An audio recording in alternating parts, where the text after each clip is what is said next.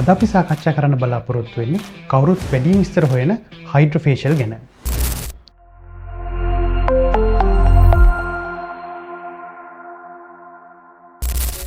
හයිඩ්‍රොෆේෂල් කිව්වම අපි කවුරුත් දන්නවා ඒක සාමාන්‍ය සැලොන් ට්‍රීට්මන්ට් එකකදී ප්‍රසිද්ධයි.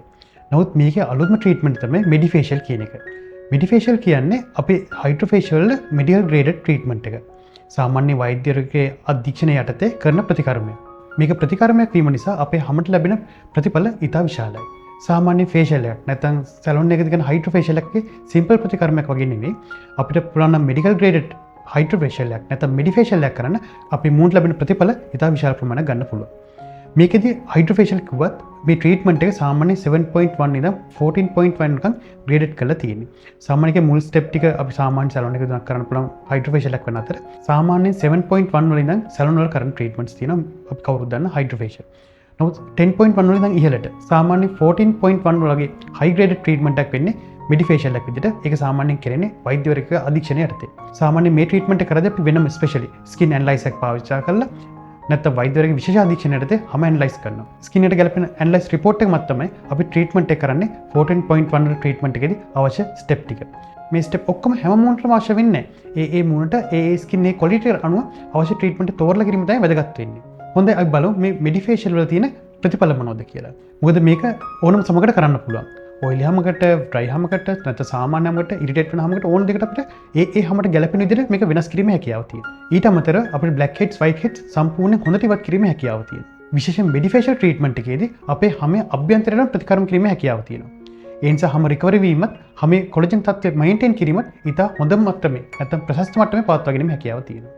ඊට අමතරව මේ ප්‍රතිකර්ම ඉතා සූක්ෂම ප්‍රතිකර්මයක් නිසා අපිට මේ ප්‍රතිකර්ම නිතර කිරීමේ අවශ්‍යතාවයක් නැහැ. සාමාන්‍ය මෙඩිෆේෂල් එක මෙඩිකල් ට්‍රීට්මන්ට් එකක් නිසා මාසෙකට සැරයක් කරත් ඇති.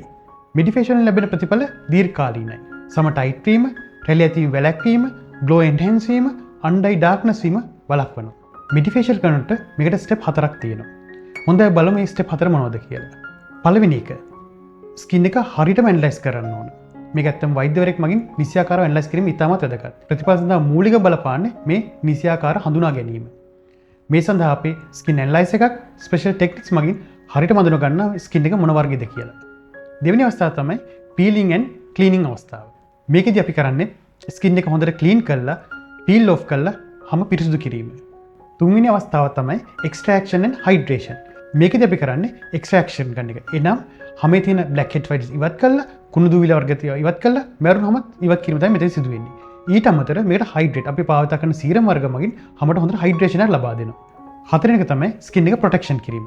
මේ සඳහා අපි සමහර සීරම් වර්ග සහ එන්සයිම් වර්ග භාවිත කරනවා. මේකේ ප්‍රතිඔක්සිකාරක මට්ටම වැඩි කරලා හැමේ ආරක්ෂාව ස්ථාපනය කරනවා. සාමාන්‍යයෙන් මේ ප්‍රතිකර්මය සඳහා විනාඩි 35ක් 40ක් වගේ කාලයක් ගත වෙනවා.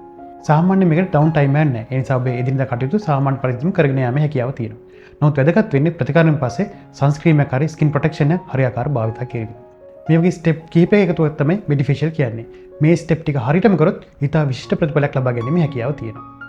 මේ වගේ අලුත් ට්‍රීට්මන්ට්ස් ගැන ඔබට දැනගැනීමට අවශ්‍ය නම් පහලින් කමෙන්ට් එකක් දාන්න. අපි ඉදිරියේදී ඒ ගැන සාකච්ඡා කරමු.